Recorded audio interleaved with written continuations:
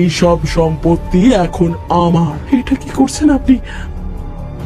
তাছাড়া তোমারও এই অভাবে জীবন থেকে মুক্তি পাওয়া তো দরকার।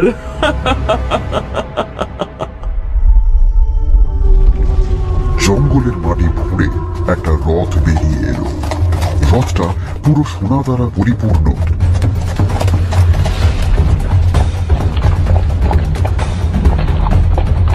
হঠাৎই রথটা এগিয়ে একটা নদীর ধারে গিয়ে থামলো।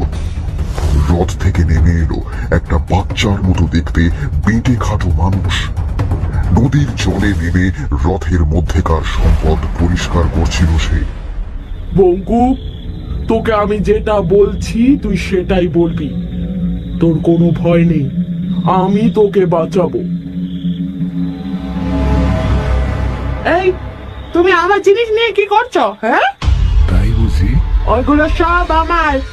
আমি তোমাদের মহারাজের বংশের একমাত্র উত্তরাধিকারী। এইসব আমার, ফিরিয়ে দাও আমায়। সঙ্গে সঙ্গে সেই বেঁটে লোকটা এক লাফ দিল ছেলেটার বুকে। তারপরে তার গলা টিপে তাকে মেরে ফেলল।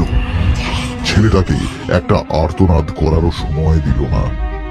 আর তারপরেই ছেলেটার মুন্ডুটা টেনে ছুঁড়তেই রক্তাক্ত মুন্ডুটা গিয়ে পড়ল রথের মধ্যে।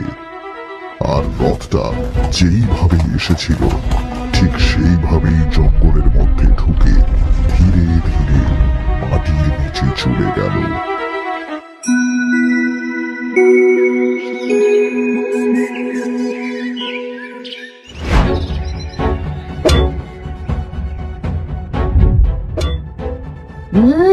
বাড়িতে থাকবে বলি আজকে 5 মাস হয়ে গেল, আমার তো টাকা ভাড়া পর্যন্ত দিল না। দেখুন কর্তা, দয়া করুন, এই ছেলেকে নিয়ে এখন কোথায় যাবো বলুন তো? আমি সত্যি আপনার ভাড়া মিটিয়ে দেব।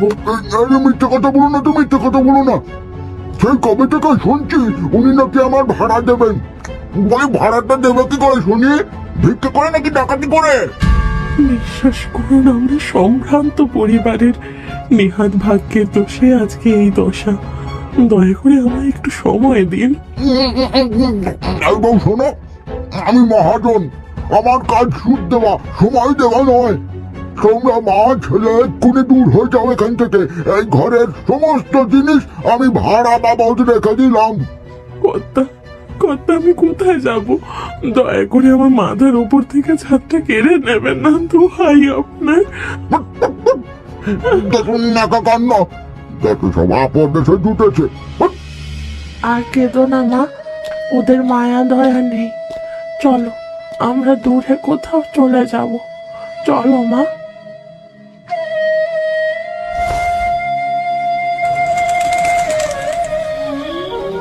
বহু কষ্টে মা ছেলে মিলে সারা রাত হেঁটে যখন ভোরের আলো ফুটল তখন পৌঁছালো এক ছোট্ট গ্রামে।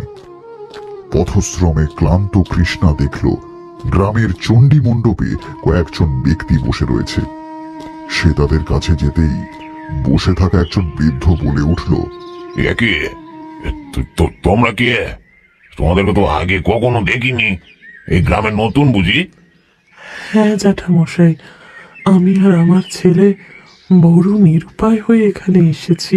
তোমরা কে গা? আর কোন গ্রাম থেকে এইছো? আমরা সেই পলাশপুর থেকে এসেছি। ভাড়া দিতে পারিনি বলে মহাজন আমাদেরকে বাড়ি ছাড়া করেছে।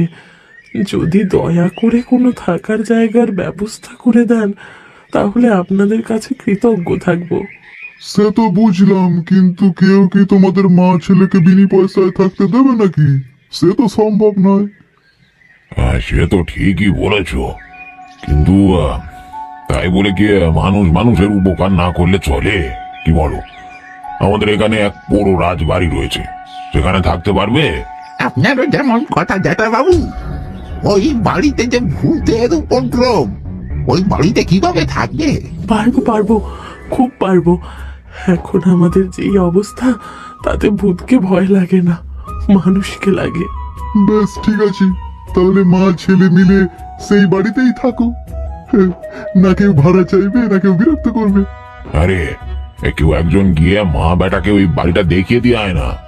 আমাদের আমাদের এই দুর্দিনে আপনাদের এই উপকার কখনো ভুলবো না।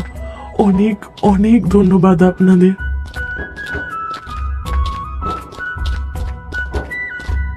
সেই সহৃদয় গ্রামবাসী কৃষ্ণা আর রুকুকে পুরনো রাজবাড়িটায় নিয়ে গেল। মাথার উপরে ছাদ পেয়ে কৃষ্ণা কেন যেন বেশ স্বস্তি বোধ করছিল। বিশাল বাড়িটার একটা ঘর থাকার মতন পরিষ্কার করতে করতে দিনটা কেটে গেল।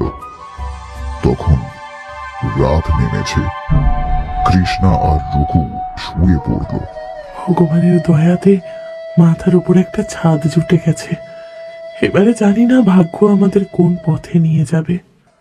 মা, এখন কি আমরা এখানেই থাকবো?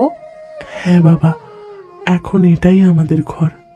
মা, সকাল থেকে কিছু খাইনি, আমার যে খুব খিদে পেয়েছে। খিদে পেয়েছে, কিন্তু এখন যে কিচ্ছুটি নেই বাছা। আজকে রাতটা কোনো রকমে জলকে কাটিয়ে দে বাবা। কাল সকালে আমি যে করে হোক খাবারের জোগাড় করব। হ্যাঁ, বেশ, ঠিক আছে মা। রাত তখন গভীর। হঠাৎই গাছের একটা গাছে পেঁচার ডাকে চমকে ওঠে কৃষ্ণা। তার সাথেই মনে হয় কেউ যেন ঘরের মধ্যে হাঁটছে। কে কে ওখানে? ও মা, এ তো বিড়াল ছিল গো। কিন্তু কিন্তু ওটা কি?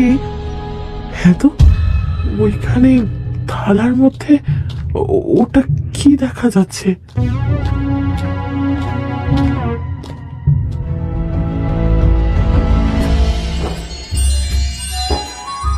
রুকু, রুকু, এই দেখ, এখানে যে অনেক ফল রয়েছে। এটা ঠাকুর পাঠিয়েছে মা, আমার খিদে পেয়েছিল তো তাই। কি হলো? কিসের একটা শব্দ হলো না?